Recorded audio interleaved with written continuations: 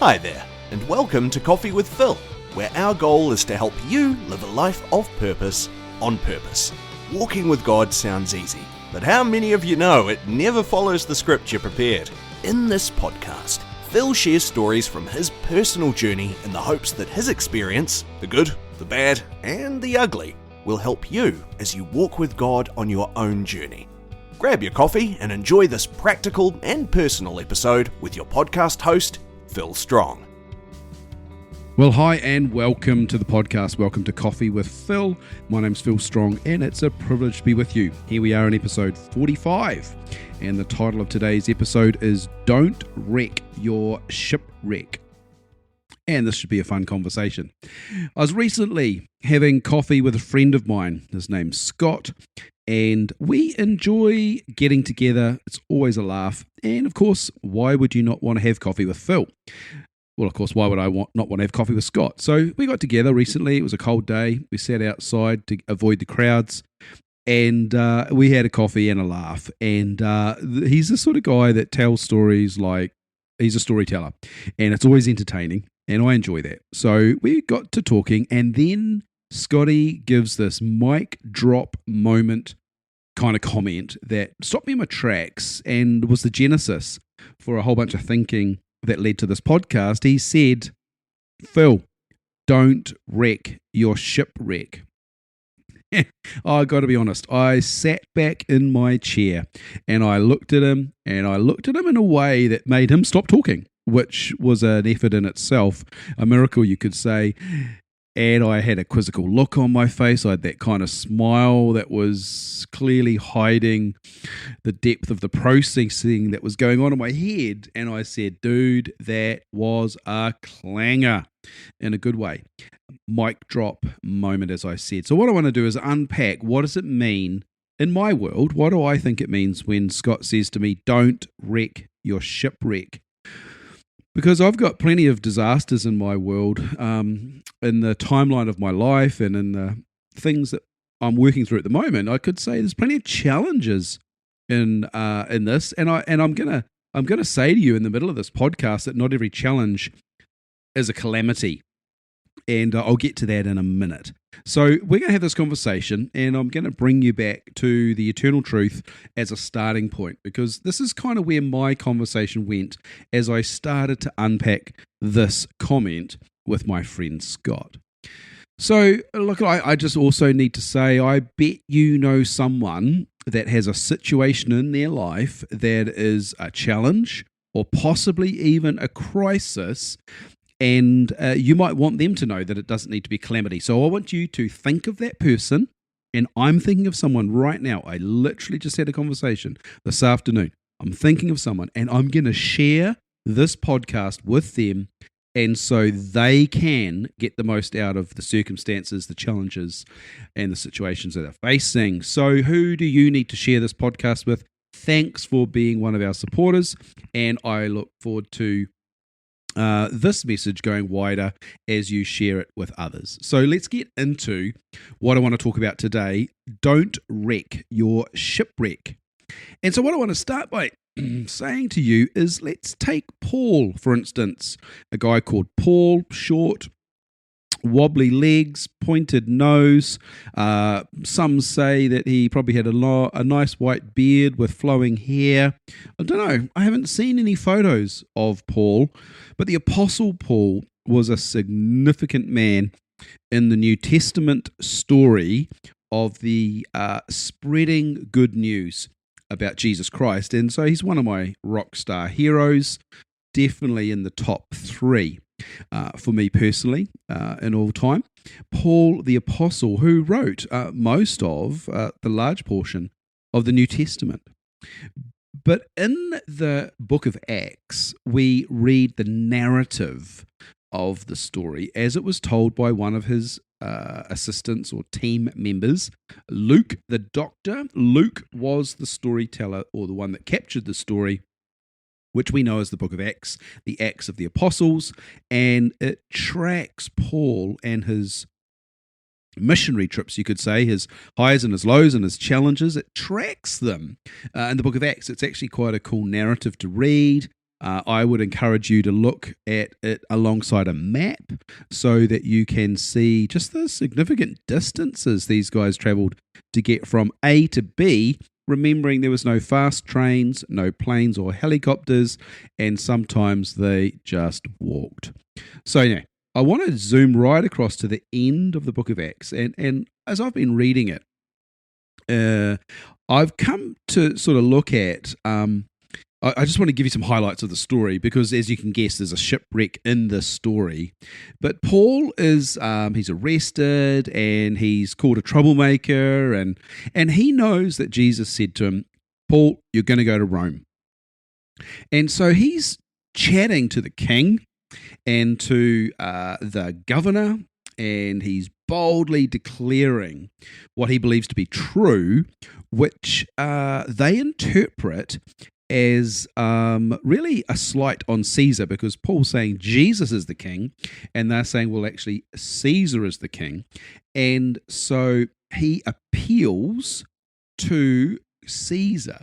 And right at the end of chapter 26, Agrippa, who's the king, says to Festus, his friend sitting with him, he says he could have been set free if he had not appealed.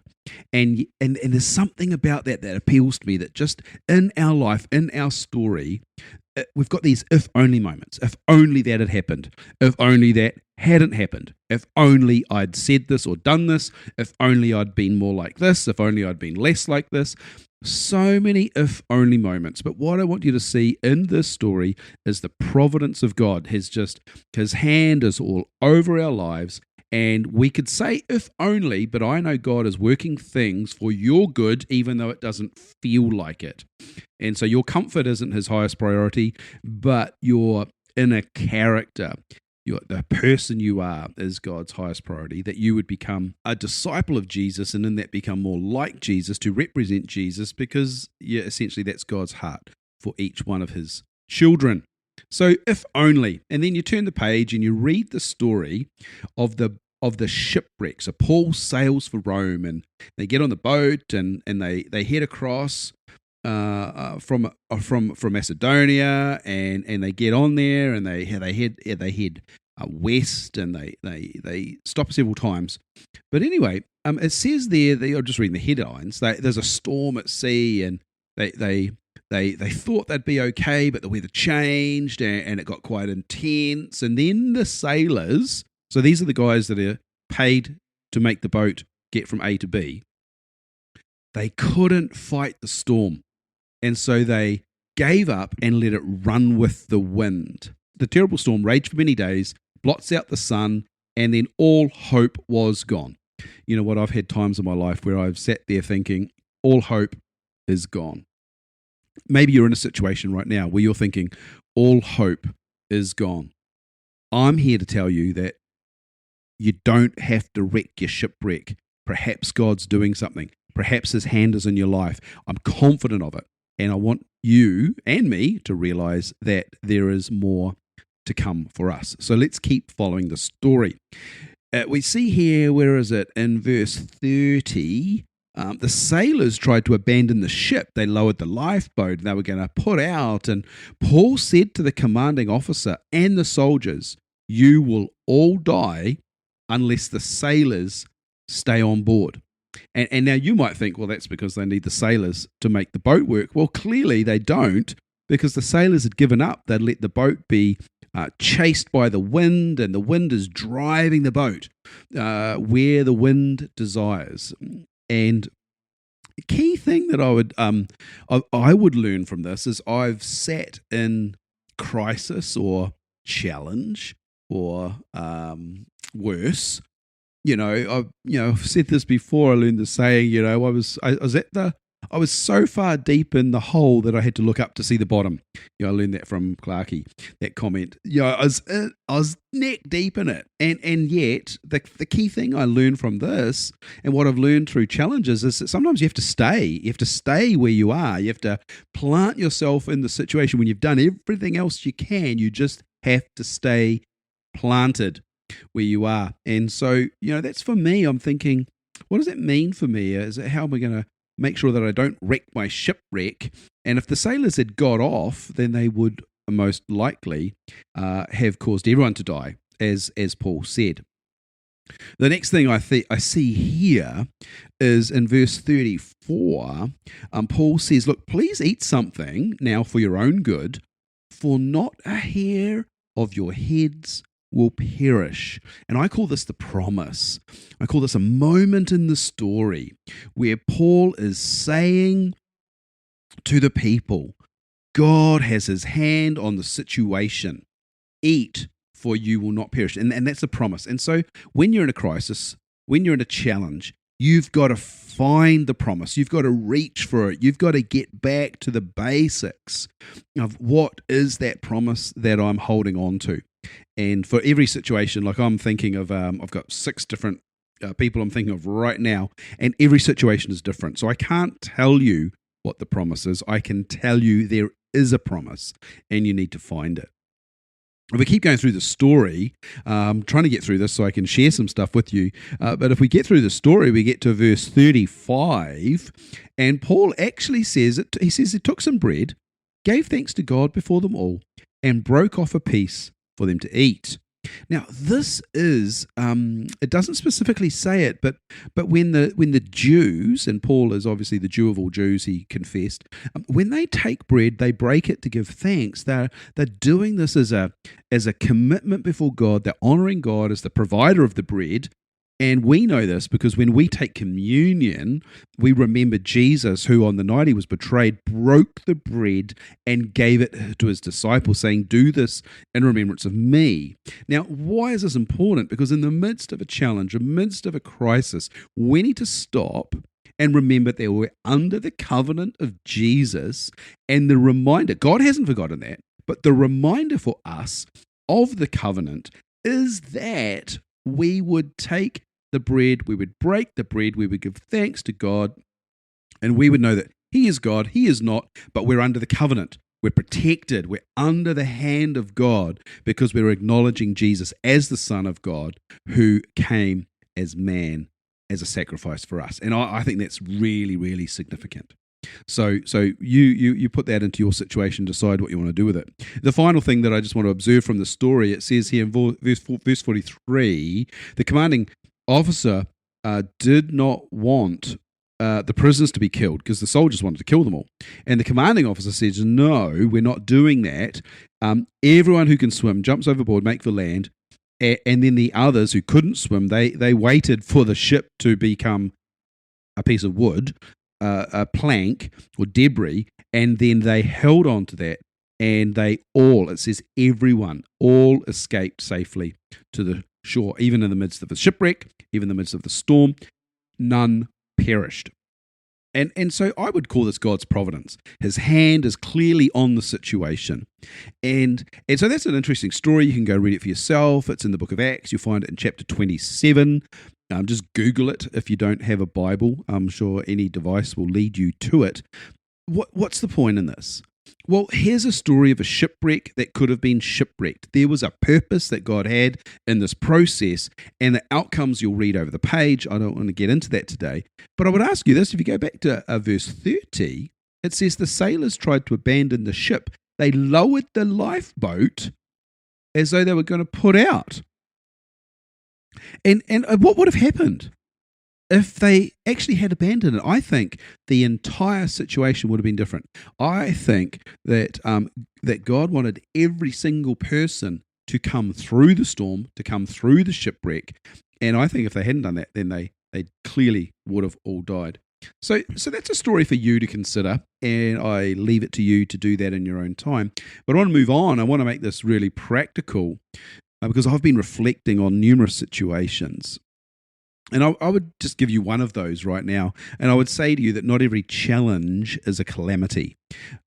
Not every challenge is a calamity.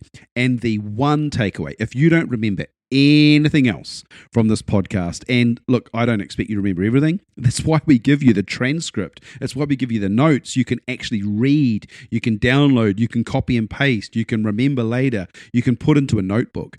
It's the whole reason we do that for you guys. So don't don't forget that you've got access to those resources, and we're happy to provide them for you. Here is the one key thing that I absolutely want you to take away from this podcast. When you're facing a challenge or a crisis or a shipwreck, here's the question. Who do I choose to be in this story? Who do I choose to be in this story?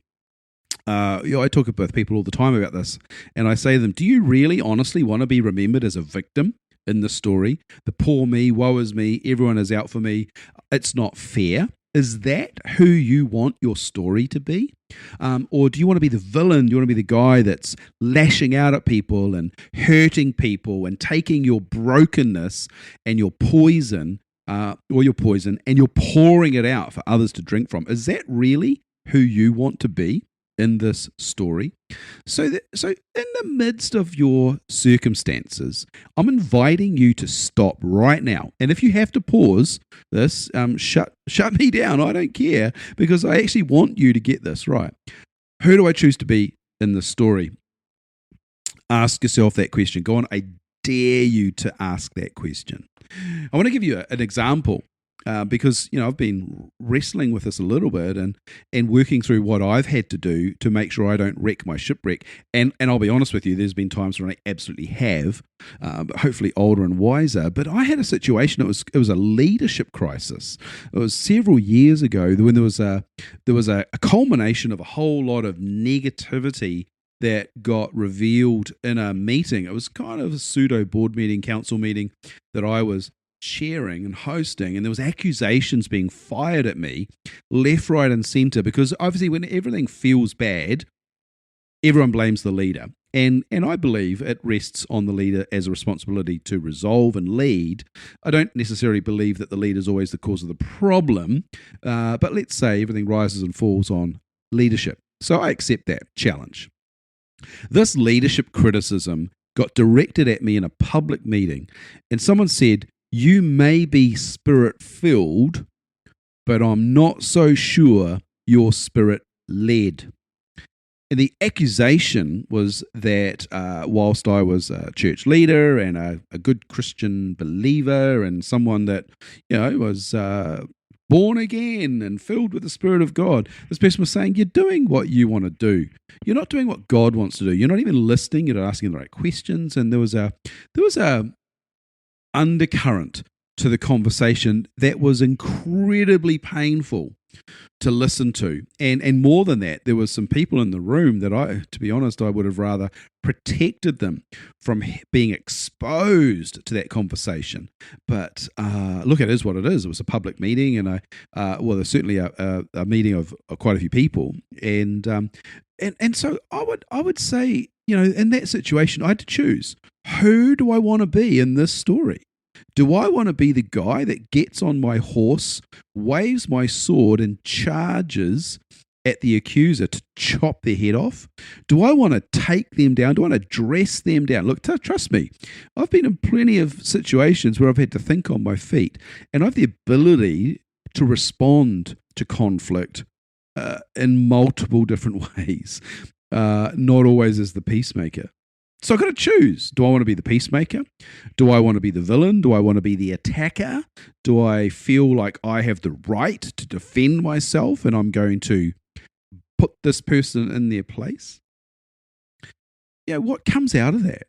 And so what I learned from that is, firstly, I have to choose the right response. And I don't always get that right, but in this situation, I decided not to attack.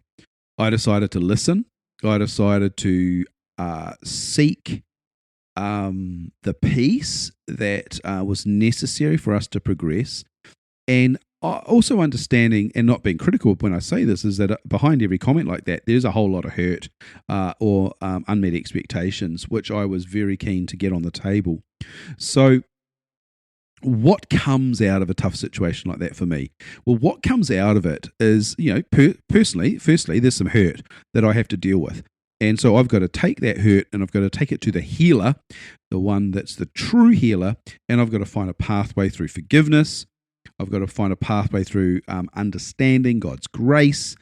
and living in that grace. And that's on me. And I did choose to do that, but it took me a while. It took me a while to walk through that, but I chose to walk through it. I chose to embrace the learning. I chose to embrace the truth that was hidden in the accusation, because there were some things I had to discover. I had to go on a personal journey of discovery. We as a result of that meeting, me and the board, we went into a full leadership review. And it was invasive and it was painful. And I was not publicly exposed, but I certainly was exposed to my leadership team in a way that was really uncomfortable. But I actually said to them, guys, because there's all men in the room, I said to them, if I'm the problem, let's fix the problem. Now, that either means we remove the problem or we remedy the problem, because we need to make this organization stronger. We need to bring it back to the place of healing that God has, and that's only going to start if the head of the organization is healthy. Because if the head's sick, then the body is sick. And so that's been a long journey. It's not yet finished. It's one that we're working on. But you can be sure that was an opportunity where I could have completely wrecked the shipwreck. I could have attacked. I could have defended. I like I said, I got the ability to talk my way out of any situation, and I could have chose to hide the issues that were there. I could have chose to ignore the fact that there was some harsh criticism happening, and I could have completely bypassed the undoing and the deep work that God wanted to do, so that He could rebuild in a healing, healthy kind of way. In order to see a greater outcome. And so that's just a personal example with me saying, who do I choose to be in this story, and what am I going to do to get the most out of this challenge that feels like a shipwreck right now. The storm was raging, the boat was falling to bits around me, clutching on to a piece of debris and swimming to the shore so that I could recover. Well, what I wanted to do is just finally give you some real practical stuff. And again, these points will be in the notes. So you might not remember them all, but you can certainly review them if you want to. I want to close with this. What does it look like to wreck the shipwreck? And then what does it look like to embrace the shipwreck? So firstly, let me give you just a list of 7 things that I have chosen to do in the past to completely wreck the shipwreck. The first one, number 1, is you can just avoid the pain. You can ignore the situation that's right in front of you. You can ignore or avoid the pain. And I know people that seek to avoid pain in every aspect of their lives. And I don't think that's going to help you to get the best out of life. Number 2, ignoring feedback. Sometimes we are so insecure in the situation that we're in that we choose to ignore the feedback because we don't want to embrace the truth with regards to that. And that's a similar point to the one that's coming shortly. Sometimes we soften the price that we should pay. We ask people to let us off lightly or cheaply. And you know what? I've learned that sometimes God wants us to pay a heavy price to learn a lesson. David says, I'm not going to sacrifice something that doesn't cost me. What he meant by that was there is more work that God wants to do, and he's going to give us the best chance to do it. So don't let yourself soften the price that you need to pay. Here's another one to wreck a shipwreck is sometimes we protect ourselves, or this is really common for parents. They try and protect their kids, wrap them in cotton wool, and they deny them the opportunity to learn a good lesson. There's been times when my kids have had some horrible situations. For them, it's been a real challenge or crisis, and I've been sitting with them, and I've got a choice. I can either wrap them up and remove it and protect them, or I can let them walk through it, and I'll walk through it with them and allow them to grow stronger as a result of it. And I've spoken about this before. I think we fail our kids when we don't teach them to fail well. When everyone gets passed and everyone gets a merit, absolute rubbish. Let's teach our kids and let's learn ourselves to fail well so that we can learn and grow as a result of it. And number 5, we deny the truth. We just live in a place where we're not willing to accept something that's true. And by true, I have this little saying, I say, what's true for you might not be true for God. So let me clarify this. When you're denying God's truth or God's view of a situation, the way he sees the world, when you deny that, you're going to move to number 6. You're going to live in a false reality, which means you're going to be deceived. And the worst thing about being deceived is you don't know you're deceived. When you're living in this world that you've created, you're just not even aware that you're living in a false reality. And that's the worst possible outcome for anybody.